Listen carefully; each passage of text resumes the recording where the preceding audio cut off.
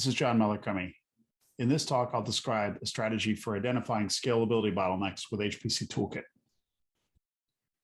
When you scale to larger numbers of processors, what you'd like is an efficiency of 1.0. You would like to get the full benefit of every processor in the ensemble you're using. So in this diagram, as you're scaling from 1 to 64K processors, the red line shows that the application's actual efficiency is dropping off as you increase the number of processors. So then the question is, why is the efficiency dropping off? So what we'd like is to have some sort of automatic scalability analysis that pinpoints scaling bottlenecks in your application code. It guides the user to the problems. It quantifies the magnitude of each scalability problem and diagnoses the nature of the problem. Well, in our tool, we can handle the first three, but diagnosing the nature of the problem is more of an art than something we can do mechanically. And you'll see that in an example. So some of the challenges for pinpointing scalability bottlenecks. Parallel applications use lots of layers of software and libraries, and that performance is often context dependent. So for example, consider the diagram in the center of this slide. It shows an example sketch of a climate application.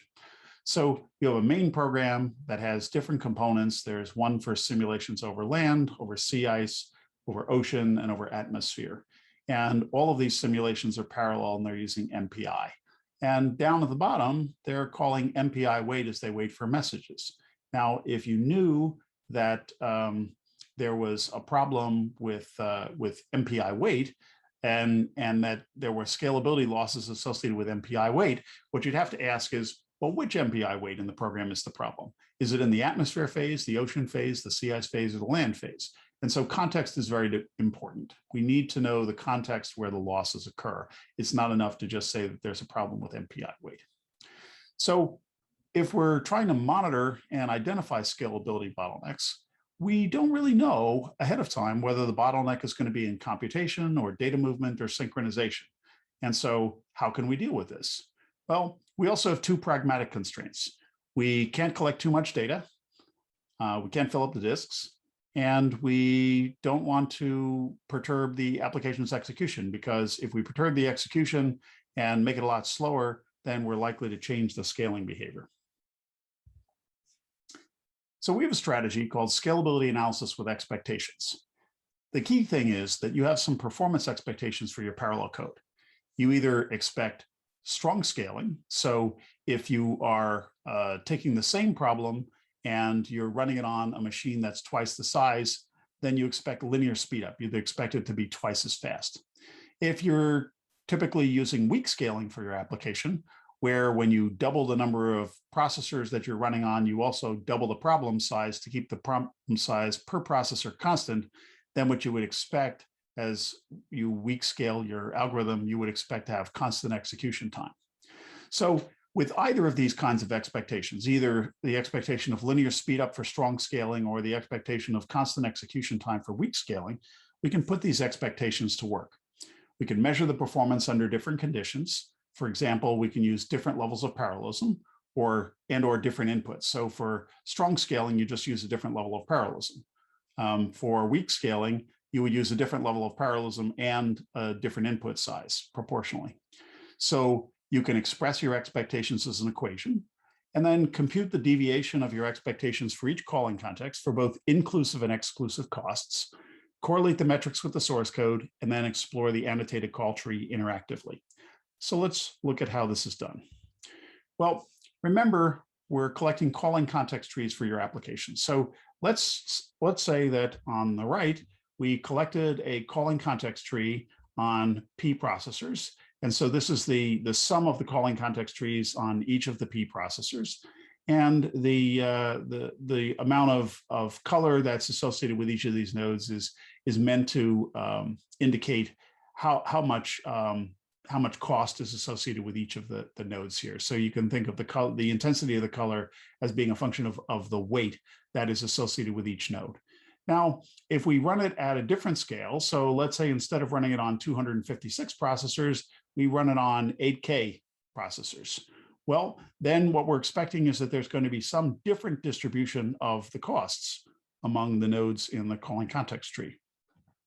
So for instance, if we had a solver and we spend 400K units of time in the solver when running a problem on P processors, and then we strong scale it out to Q processors, then the solver might not run as efficiently, and we end up in aggregate across all the processors, we end up spending more total time in the solver. So it's perhaps shorter on each processor, but then when we multiply by the effect of the processors, the aggregate is larger. And so then we can just take the difference of these things. And so the difference between the 600K on Q processors and the 400K on P processors, and that just becomes 200K. So that's the wasted effort. That's the extra effort that we had to put in order to scale it out to Q cores inside the solver module. Well, so that wasted effort, we can also compute the fraction of wasted effort by dividing it by the total cost of all of the computation that we performed on Q processors. And the fraction of wasted effort, we can compute the percent wasted effort. And the thing is that the percent wasted effort is the same actually as the percent scalability loss. So we can actually compute scaling loss by sampling and collecting measurements when calling context trees, and then bringing the calling context trees into HPC Viewer and scaling and differencing them. So if you want to do this for weak scaling, then there's some coefficients that you can multiply times each of them, because on P processors, you have P times as much work, and on Q processors, you have Q times as much work. And so if you multiply by 1 over P and 1 over Q, there's the same amount of work for an individual unit processor. And so the scalability analysis will work out just by applying these coefficients. So let's look at an example. So we have a parallel adaptive mesh refinement code called Flash. So it's a block structured adaptive mesh refinement code. It's designed for computing compressible reactive flows, and it solves a broad range of astrophysical problems. It runs on many massively parallel systems. It scales and performs well, and it's fully modular. And so Flash can be used for all sorts of things, looking at helium burning on neutron stars, nova outbursts on white dwarfs. And so we used it to simulate a white dwarf detonation. And this is some old data. This was collected on a blue gene P. And I like to use it because it's such a clear example of how to apply this scalability analysis. So let's now look at the data for Flash in HPC Viewer. In HPC Viewer, I have a database that contains measurements from 2 experiments. We have 2 runs, one on 256 cores and one on 8K cores. I mentioned that this was a weak scaling experiment. And so in the previous slide, we described how one could use coefficients to do weak scaling analysis, scalability analysis in weak scaling experiments. A simpler way to do it is to just compare one process from each of the executions. And so that's what we're doing here, because if the amount of work is supposed to be constant per processor, then comparing rank 0 from each of the executions will give us the same net effect. So what we see here is on 256 cores, it took 5.07 times 10 to the 8th. And on 8K cores, it took 6.71 times 10 to the 8th microseconds. So since weak scaling would have the time equal on both of them, then that means that we don't have perfect scaling, and thus we have a scalability loss. So let's use the equation that we discussed on a previous slide in order to compute that. So I'm going to open up this f of x. So f of x is for computing functions, and it allows me to compute a derived metric. So what I'm going to do is I'm going to take the cost, the inclusive cost of the 8K execution, and I want to compute this at each point in the calling context tree. So I'm going to do pointwise, and then I'm going to subtract off the cost on 256 cores pointwise at each point in the execution. So this the difference here is the wasted effort that we saw with the trees. And then we divide through by the total cost on 8K cores. And here I'm selecting aggregates. So this spreadsheet-like notation says the dollar number refers to the metric on each individual node in the tree, and the @ sign is dividing by, in this case, the @ sign represents the cost at the root in the tree. So now I can multiply this by 100, and then the difference here is wasted effort, and then divided by the total cost on 8K cores. That gives us the fraction of wasted effort times 100 gives us percent wasted effort, and that's the same as percent scalability loss. This is an inclusive metric, and I want to display this as a percent. So I do that. And this tells me that we have a scaling loss of 24% when going from 256 processors to 8K processors. So now if we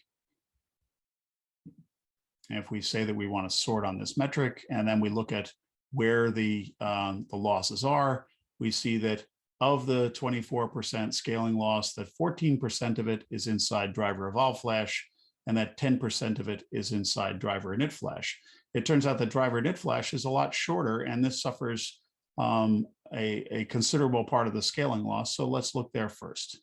So let's select driver init flash and say, show me where the scaling losses are. I'm sorted by the column on scalability loss. So show me where the losses are. And it points down into a loop, and it points to a line of code. And the interesting thing is this is right inside a loop that says loop through all processors.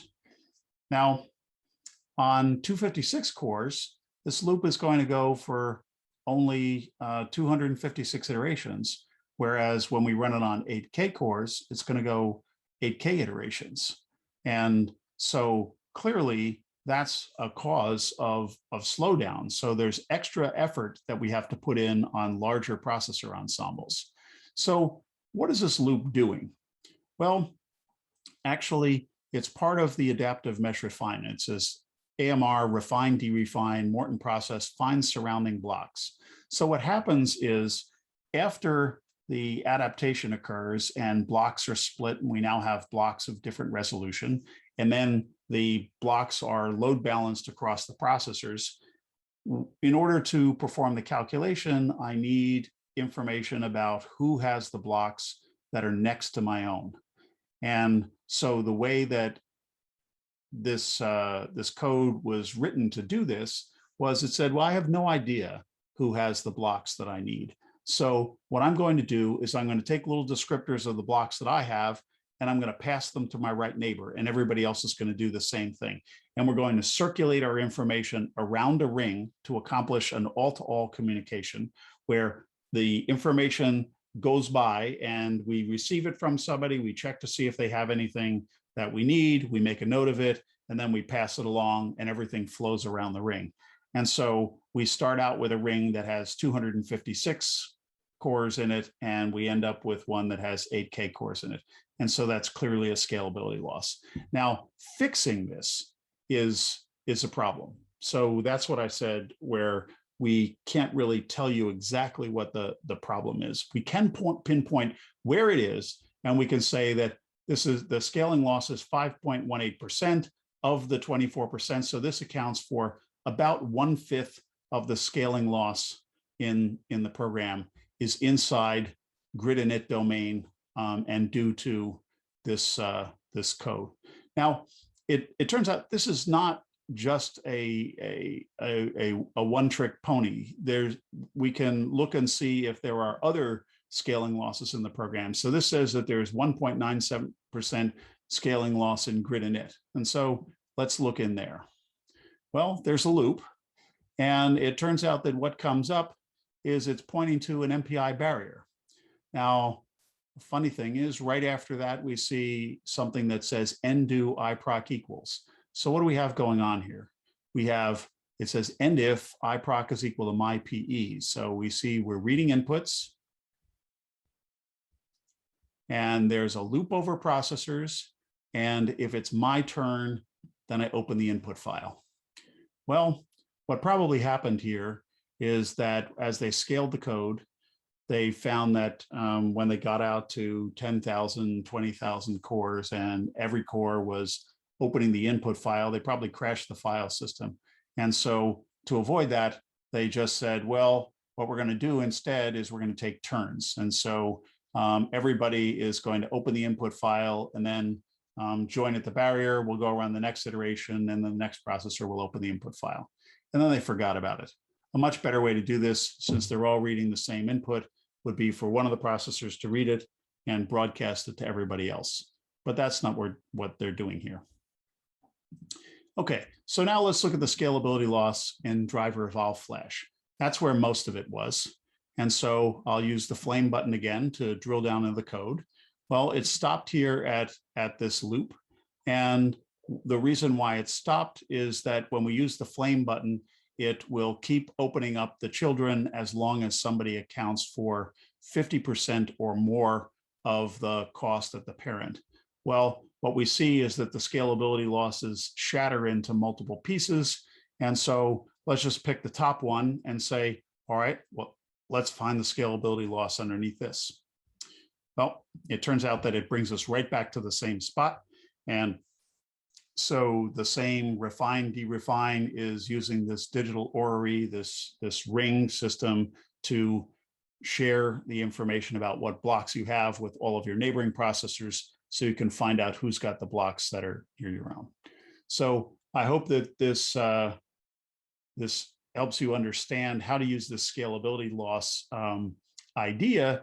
And what we've got here is over 100,000 lines of Fortran code, and it's a very complex application. And the nice thing was that even though we have data for as many as 8K cores, and we've got 100,000 lines of code, typing a simple spreadsheet equation enabled us to find scalability losses in just a few clicks. When we pointed out these scalability losses to Anshu Dubey, who's one of the code architects for Flash at the University of Chicago, the first thing she said is, that's not my code. The code came from NASA from a package called Paramesh. And in NASA's package, they had no idea who had the information about your surrounding blocks. And so they used a very general strategy. It turns out because of the way that they're doing load balancing with space filling curves, there only are a few neighboring processors who might actually have the information about the blocks that are neighboring your own. And so instead of querying everyone, you can just query the processors that would have information about your neighborhood. So with the original code, as you increase the number of processors out to 16,000, the original surrounding blocks construction that was using this digital orrery and the ring communication, then the cost would go up. And so in this case, scaling loss is represented by the cost of this fine surrounding blocks going up as we increase the number of processors. So when they replace that with this custom surrounding blocks construction that knows about their space filling curves, then they were able to keep the cost constant. And so it was no longer a scaling loss. So the key here, in order to improve the code, was to understand that there was a scaling loss in there. And that's what HPCToolkit helped them find. You can try this strategy yourself. Try computing scaling losses across nodes as you increase the node count in an MPI program, or you can try computing scaling losses within nodes as you increase the thread count in an OpenMP program, or within an OpenMP node program in an MPI program. And there's a recipe for how to do that below. And if you're interested in the technique, there's a paper in ICS 2007.